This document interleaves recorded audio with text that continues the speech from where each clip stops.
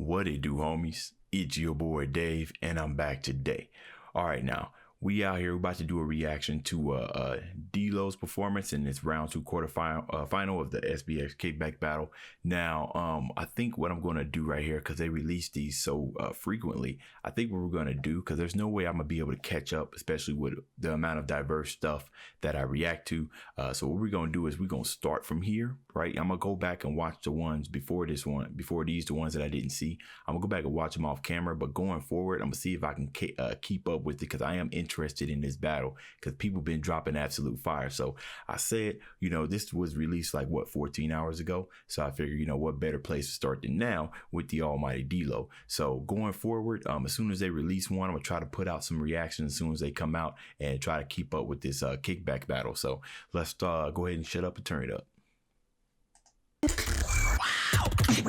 Welcome to round 2 of the third quarterfinal of the SBX KICKBACK Battle 2021.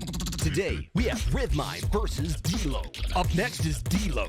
With 90 seconds on the clock, I say the 3 and I say the 2 and the 1. In 3, 2, let's go. 1. Beatbox. Yo, RYTHMIND, let's keep it groovy.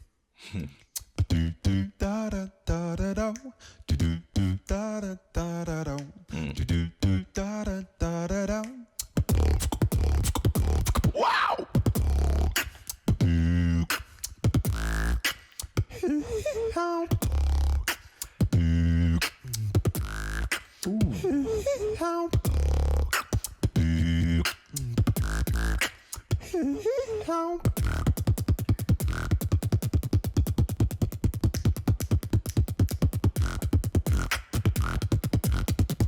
Okay.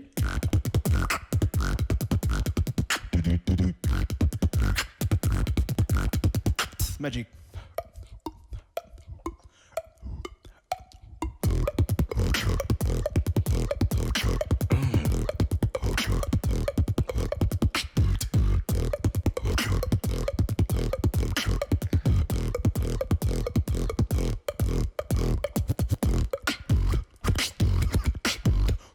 Bro, we got three beat switches.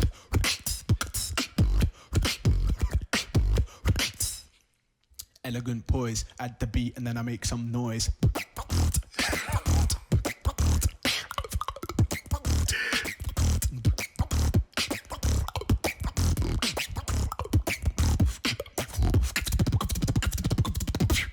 Time. Interesting.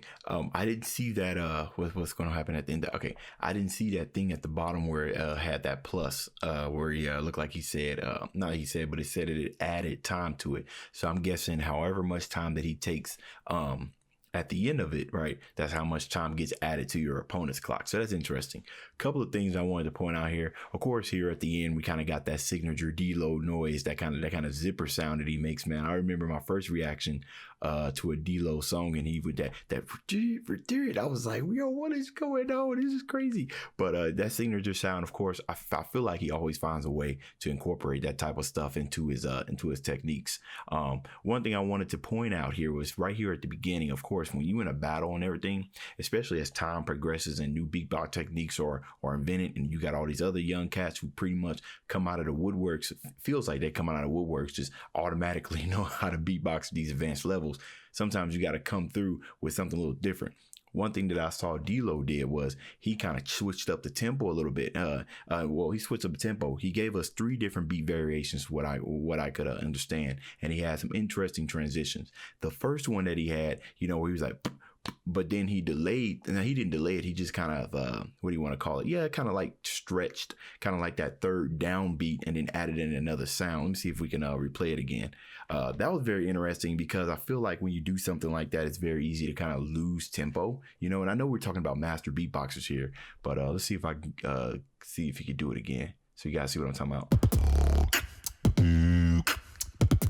Right there, that right there, I think it's enough to kind of, obviously I'm still remembering, so it caught my attention like immediately, and I just thought that was absolutely just amazing. Throwing it kind of like I think he just did like 3 of them, right? Like yeah.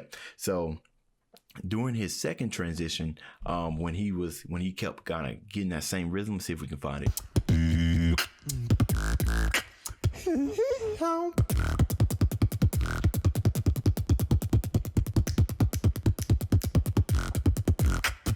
So that right there, it was kind of hard for me to, usually when you listen to like techno or trance or something like that, you usually hear what you call like these rises, right? That's leading to the transition. They're important because they let that next drop that's about to hit. They're important because it's going to hit that much harder when you have that rise. However, the rise that he had here almost kind of sounded like it was off a little bit. So I'm wondering why he had the snaps there. It's almost like he started it, but then he wanted to kind of get us included that it was like somewhat of a riser. So he started adding the snaps and everything. So, and it almost kind of looked like it was an afterthought as well. Cause kind of like how he looked left or right before he started doing it. Let me see if we can get that again. We're not left and right, but I'm just wondering, was that kind of like a, what do you want to call it? Like something that he just decided to just randomly add because he was like, huh? And then he started doing the snaps. I'm not too sure. Everything worked out in the end, but those are the type of things that spoke out to me. So let's see. And I don't believe RYTHMIND has done his part here yet. Cause like I said, I'm gonna watch a lot of these off camera because there's just way too many for me to do a reaction to and still catch up. So I guess we need to find out how RYTHMIND counteracts this. And I'm very interested to see if we hear any type of rebuttals, in this type of format. So that's the end of this video. If you enjoyed the content, leave a like and subscribe. Dave's out.